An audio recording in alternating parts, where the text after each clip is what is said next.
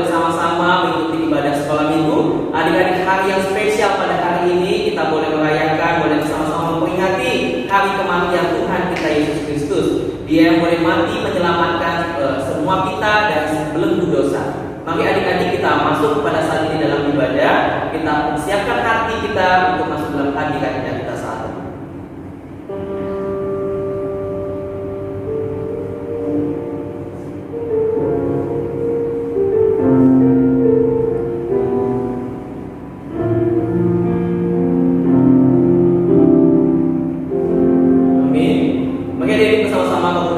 Diri kita akan lakukan pujian Max sekolah ini.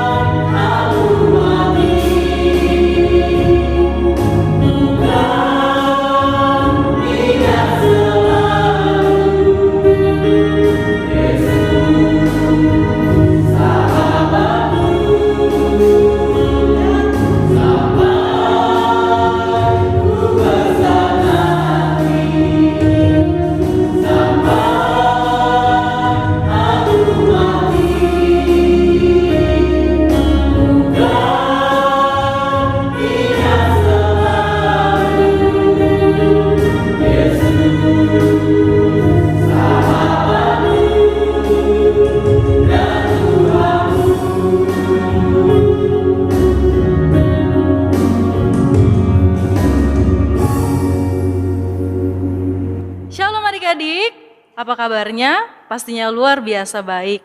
Hari ini kita mau mendengarkan firman Tuhan. Sebelumnya kita berdoa dulu ya.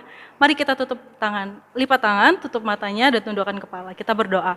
Tuhan Yesus yang baik, terima kasih untuk kebaikan Tuhan dalam kehidupan kami.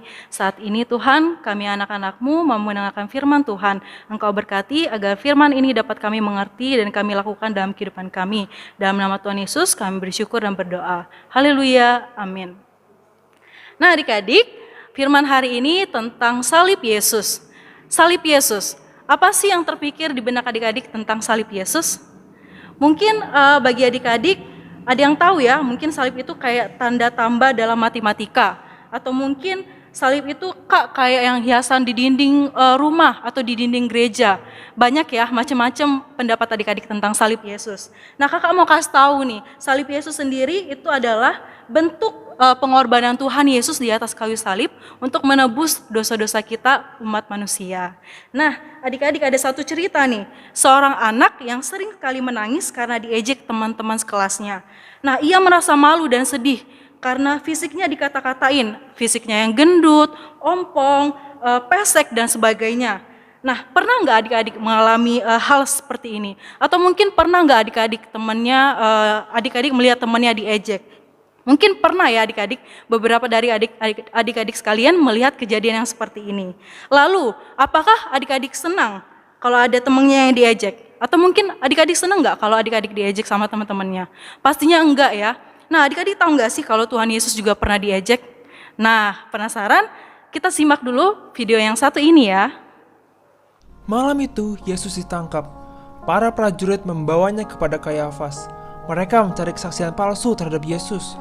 Tetapi mereka tidak menemukannya, hingga datang 2 orang saksi dusta. Orang ini berkata, "Aku dapat merubuhkan bait Allah dan membangun kembali dalam 3 hari. Tidakkah engkau menjawab atas tuduhan saksi ini? Apakah kau benar-benar Mesias?" Engkau telah mengatakannya. Ia menghujat Allah. Sementara pada saat itu, Petrus duduk di halaman rumah itu. Lalu datanglah seorang wanita menghampirinya. Bukankah engkau yang selalu bersama-sama dengan Yesus? Aku tidak tahu apa yang kamu maksud. Lalu ia berjalan ke pintu gerbang dan menemui seseorang di sana. Bukankah kamu orang bersama-sama dengan Yesus di Nazaret? Aku tidak kenal orang itu. Orang ini adalah pengikut Yesus. Aku bersumpah kepada kalian, aku tidak mengenal Yesus. Sesungguhnya malam ini, sebelum ayam berkokok, engkau telah menyangkal aku 3 kali. Lalu Yesus dibawa menghadap Pilatus. Mereka menuduh Yesus menyesatkan bangsa mereka. Maka Pilatus bertanya, "Apa benar engkau raja orang Yahudi?" Engkau sendiri yang telah mengatakannya. Tidakkah engkau dengar betapa banyaknya tuduhan saksi ini terhadap engkau? Tetapi Yesus tidak menjawab satu kata pun. Maka heranlah Pilatus terhadap Yesus. Pilatus tidak mendapati kesalahan dari Yesus, tetapi imam-imam kepala dan orang banyak makin kuat mendesak. Ia menghasut rakyat. Ia memulainya di Galilea dan sudah sampai ke sini. Ketika Pilatus tahu Yesus seorang dari Galilea, maka ia mengirim Yesus menghadap Herodes. Herodes sangat girang saat melihat Yesus, sebab sudah lama ia ingin melihat bagaimana Yesus mengadakan suatu yang ajaib. "Yesus, tunjukkan kemampuanmu. Aku ingin melihatnya." Namun Yesus diam. Maka mulailah Herodes mengolok-olok Yesus dan mengembalikannya kepada Pilatus. Pilatus semakin bingung. Maka ia mengumpulkan imam-imam dan orang banyak untuk mengadili Yesus. "Aku tidak menemukan kesalahan orang ini. Herodes pun tidak. Jadi aku akan menyiksa dia dan melepaskannya." "Tidak, hukum dia, hukum dia." Ada kebiasaan pada kalian untuk membebaskan seorang tahanan pada hari Paskah.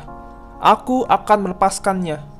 Namun imam-imam dan orang banyak berteriak untuk melepaskan seorang pemberontak dan pembunuh yang bernama Barabas dan menghukum Yesus.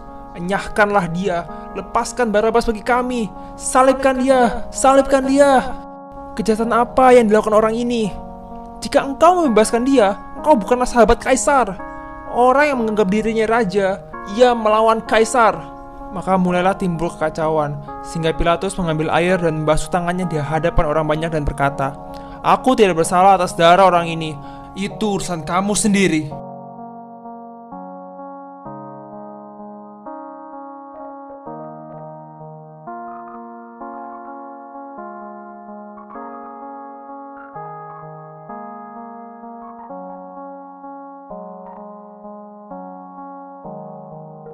Ah!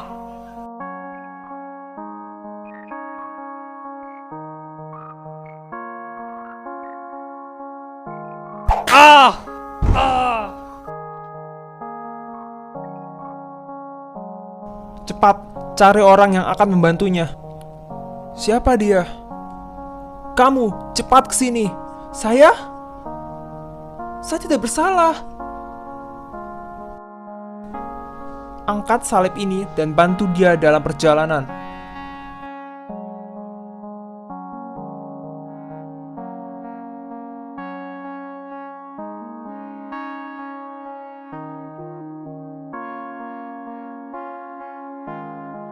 Maka sampailah Yesus di Golgota. Para prajurit mulai mempersiapkan penyalipan. Ini adalah hari yang menyedihkan bagi pengikut-pengikut Yesus, namun tidak bagi para prajurit dan imam-imam besar. Bapa, ampunilah mereka, sebab mereka tidak tahu apa yang mereka perbuat. Orang lain kau selamatkan. Jika benar engkau Mesias, selamatkanlah dirimu.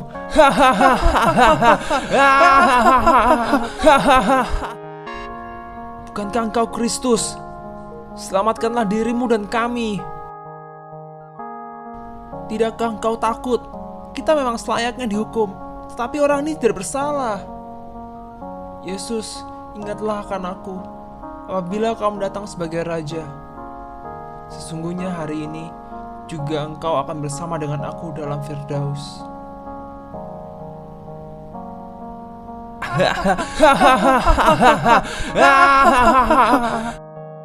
Penyalipan masih terus berlangsung. Matahari bersinar tepat di atas mereka. Lalu kegelapan datang meliputi seluruh daerah itu.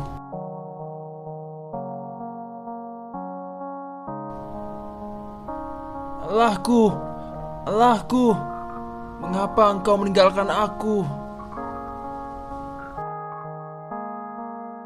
Sudah selesai. Ya Bapa, ke dalam tanganmu kuserahkan nyawaku.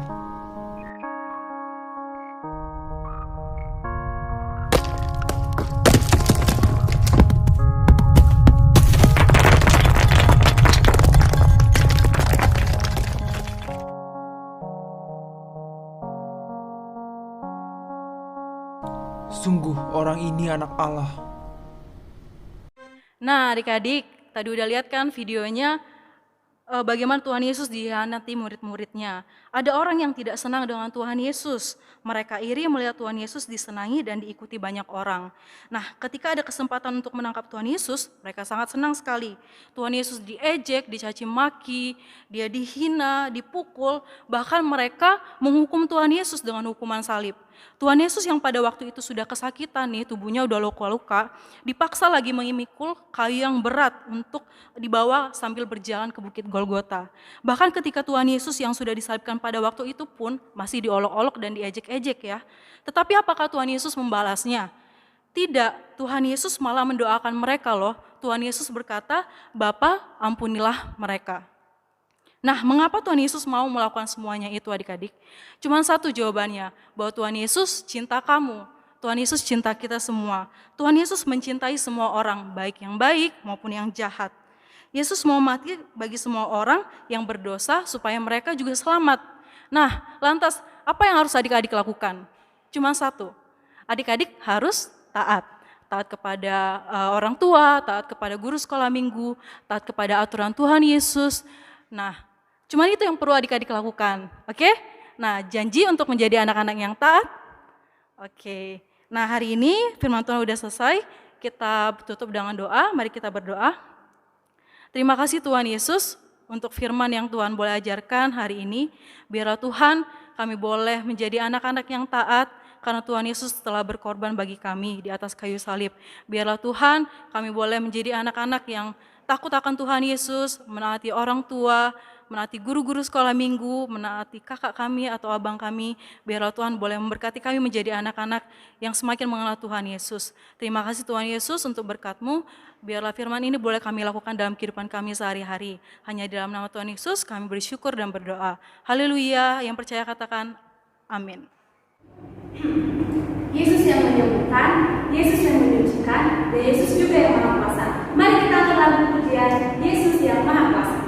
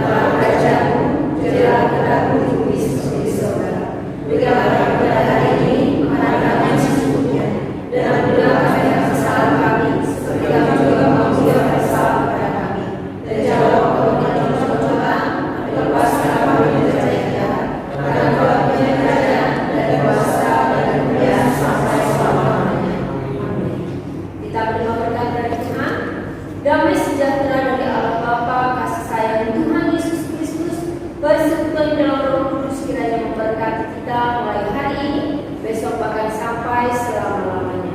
Amin.